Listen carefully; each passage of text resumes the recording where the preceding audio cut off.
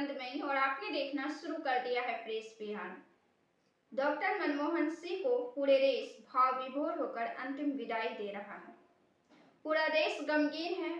पूरे विदेशों में मनमोहन सिंह की चर्चाएं छाई हुई है।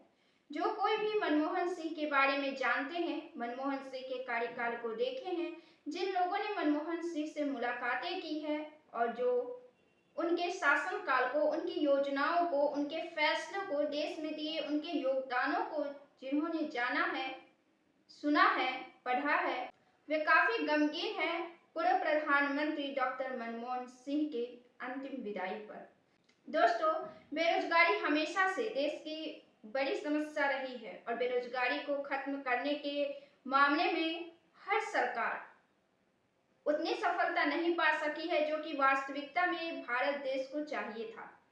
आज भी बेरोजगारी की सीमाएं पार हो चुकी है और युवा इससे काफी ज्यादा प्रभावित हो रहे हैं। पूरे देश की जो संरचनाएं हैं, खासकर युवाओं के बीच में, वह बिगड़ रही है। लेकिन दोस्तों, आज हम बात करेंगे कि बेरोजगारी पर डॉक्टर मनमोहन सिंह के क्या राय थे। अपने कार्यकाल के दौरान उन्होंने प्रसार भारती में एक इंटरव्यू दिया था और इस इंटरव्यू में उन्होंने बेरोजगारी को खत्म करने की कुछ बातें बताई थी और अर्थव्यवस्था को मजबूत करने का बात कहा था। 1992 में मनमोहन सिंह देश के वित्त मंत्री हुआ करते थे। डॉक्टर मनमोहन सिंह ने वित्त मंत्री के रूप में कार्य करते हुए यह इंटरव्यू दिया था। दोस्तों, साल 1991 में जब आर्थिक उदारीकरण में उन्होंने महत्वपूर्ण भूमिका निभाई थी, जिसमें सरकारी नियंत्रण को कम करना, प्रत्यक्ष विदेशी निवेश को बढ़ाना और स्ट्रक्चरल रिफॉर्म्स को लागू करना शामिल था।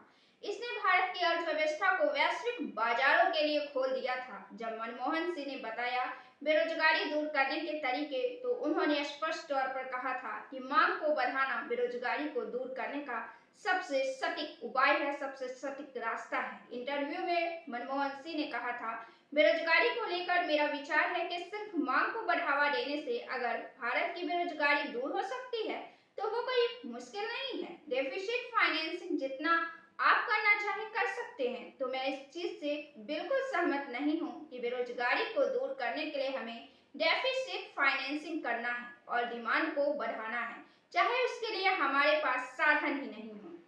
दोस्तों, मनमोहन सिंह का मानना था कि यद्यपि हमारे देश के पास साधन नहीं हो सकता है कि हमारे पास उतने चीजें नहीं हो जिससे डिमांड बढ़ाया जा सके, लेकिन बेरोजगारी को खत्म करने के लिए जो सबसे सटीक उपाय है, जो सबसे सटीक रास्ता है, जो सही है, वह है डिमांड को बढ़ाना। तभी बेरोजगारी पर अंकुश लगाया जा सकता है।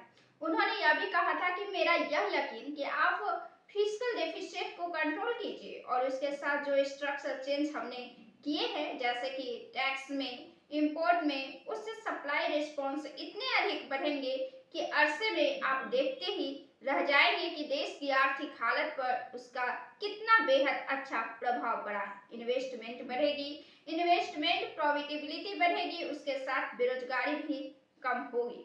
साल 1971 में मनमोहन सिंह भारत सरकार के वाणिज्य मंत्रालय में आर्थिक सलाहकार के रूप में शामिल हुए थे। उसके बाद साल 1972 में वित्त मंत्रालय में मुख्य आर्थिक सलाहकार के रूप में उनकी नियुक्ति हुई थी।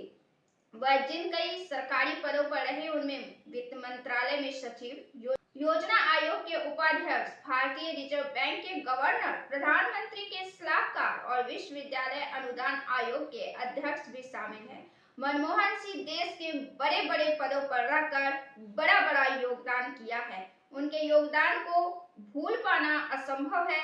आज देश की जो विकास स्थितियां हैं, जो विकसित हुई हैं, उनका नींव, उनका पिलर, उनका आधार मनमोहन सिंह ने दिया है। मनमोहन सिंह 1991 से 1996 के बीच भारत के वित्त मंत्री भी रहे और आर्थिक सुधारों की एक व्यापक नीति शुरू करने में उनकी भूमिका को दुनिया भर में आज सराहा जा रहा है।